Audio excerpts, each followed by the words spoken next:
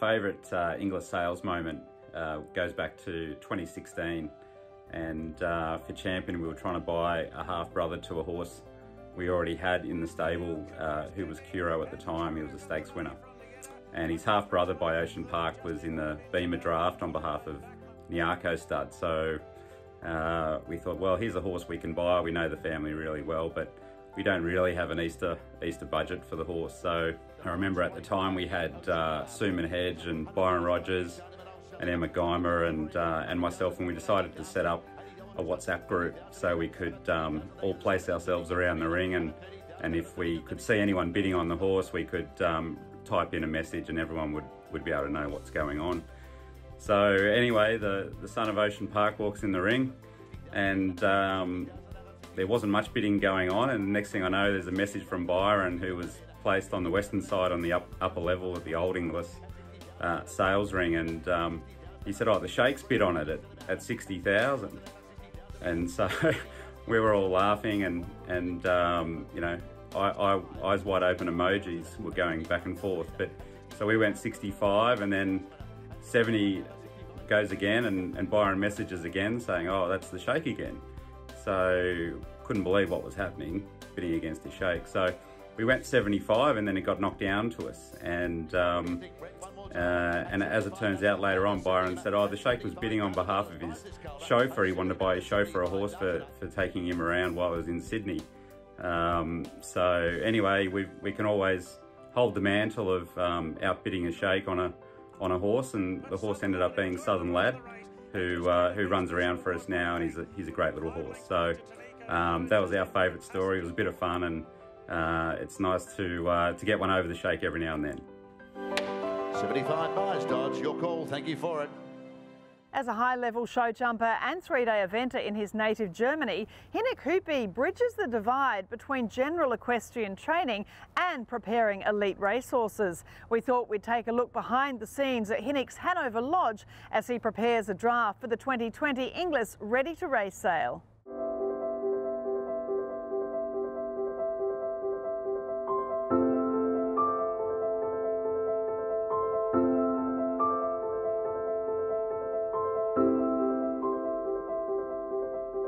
Well, it's a great operation you have here at Wilberforce in New South Wales, Hanover Lodge. Before we talk about your ready-to-race program with these lovely two-year-olds, a bit of your background. You competed for Germany from a very young age as a show jumper. Yeah, Caroline, I was very lucky and fortunate. My parents were very supportive, and my older brother as well, so we always had horses. And I started show jumping when I was about 10 years old, and obviously riding way before then.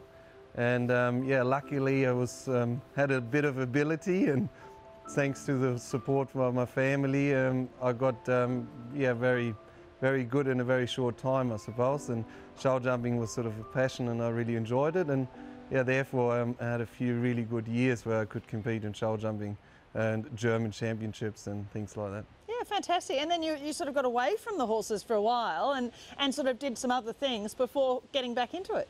Yeah, obviously my parents having their own business, my mum being a teacher back then, decided I had to at least learn a trade and maybe go to university and have something to fall back onto, because earning a living with horses is very difficult in Germany or in Europe in general.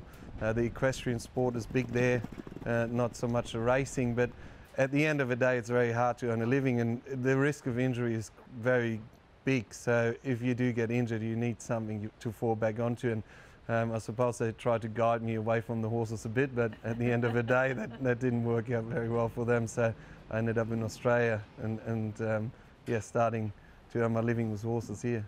So the business itself, you're not just sort of, you know, pre-training these breeze-up horses for a ready-to-race sale. It's a great business you've built, and you have some of the really great people in racing supporting you with the breaking in and pre-training, you know, people such as Peter Snowden. Yeah, I'm very lucky actually. I mean, after I started the business here, Peter contacted me about sort of 6 months later and asked if I could take on some horses. And he's been supporting me very well ever since. Also, one of his main clients, Asia Bloodstock and Marie Yoshida and Ellen Ho, they had a great relationship with me when I was working at another place before, and they started sending all their horses here, so I was very lucky. They buy very good, well-bred horses, and they have a very good management system in place, which really helps to do a good job. You're obviously working with professionals. You can do everything that's right on the horse, and beyond that, and also obviously they expect you to do a great job, which again, it helps. You have good material to work with and very good people. And I guess a lot of it is about training these horses in a more holistic way, I suppose you'd say. You're not just trying to train these horses, you know, the way old style breaking in horses and just, you know, banging them around the track and getting them going. There's a lot. Explain to us, you were on a couple of beautifully bred horses for Marie Sheeta, Alan Ho a bit earlier this morning, expensive yearlings. What are you trying to impart to them that will help them get to the racetrack? You break them in basic, but then and desensitise them. I had to adjust my breaking in a little bit as well. At the end of the day, you're breaking in a racehorse, a very powerful athlete. So you try to educate them like an equestrian horse. You want to try to help them to understand their aids and also to understand how to carry themselves properly so they can build the right muscle, they can be successful and well throughout their preparation. And at the same time, obviously, you have to get them used to the general surroundings around the track, and such as barrier training, working in pairs next to each other. Everything at the farm gets broken in with ponies these days, just to get them used to other horses. So there's a bit of desensitization there as well, but at the same time we try to take that a bit further and try to get the horses to have a good mouth, a good attitude and a good basic ground education. And muscles. I mean, these are, you know, if you think about an Olympic gymnast or swimmer or tennis player or whoever it is in the sporting world as a human, you need to start working on the muscles and their whole frame very early on too, don't you? Yeah, that's correct. I mean, at the end of the day, if the horse starts carrying itself in a wrong way, I'd like to say, from the early stages, then obviously that can cause issues. There's so much focus on soundness, and the team around everyone is so important. Let's say the vets who are working for the trainers in town come out here and look at the same horses. Any person who's successful in the racing industry is very good at managing people as well as managing their business. So it's all who you surround yourself with. I'm very fortunate. I've got a really good friend of mine, Romany Lee, on side, who basically runs most of my business as well as helps with the draft. And then my partner, Jade Finley, who's a very successful Olympic level eventer. She has a very good eye for a horse, and she also is very good in the way she deals with them.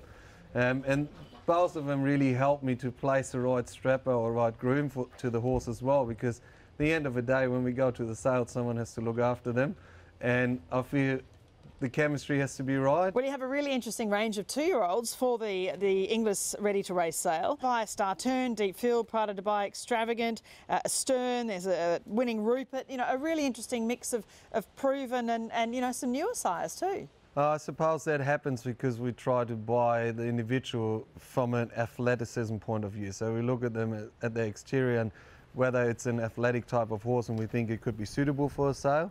But also some clients send horses to us that feel they're not going to be ready for the early yearling sales, and we do end up with horses that are mid-distance horses or staying type horses as well, which is used to be unusual for the ready to race sale.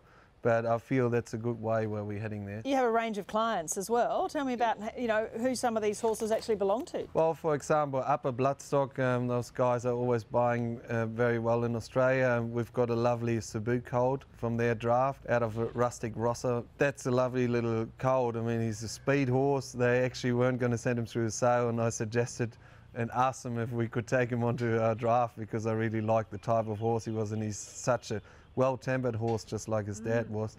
I was fortunate enough to do a bit of work with him. And then also we've got Duncan Ramage on the team this year, which is very good. We've got an Odyssey Moon together, which is a lovely horse out of a mare called Swish, which is a more than ready mare.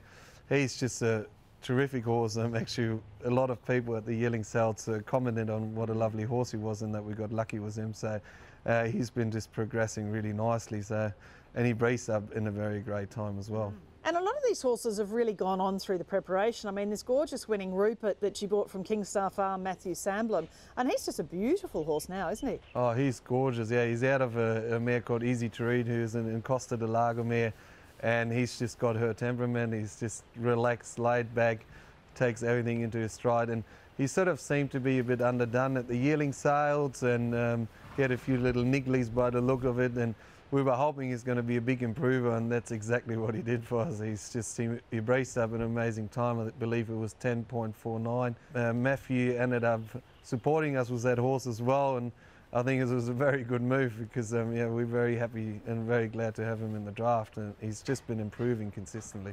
At the end of the day, as I said, it comes down to you want to produce a very good athlete, you want to produce a good horse that's ready to race. No one expects anymore that that horse is actually ready to go to the track next week and go to a trial and possibly go in a race. There's not many horses that make it to the early 2-year-old trials in September or even race in the first year. Realistically, if you can buy a good, well-educated horse, that's what you should expect from that sale.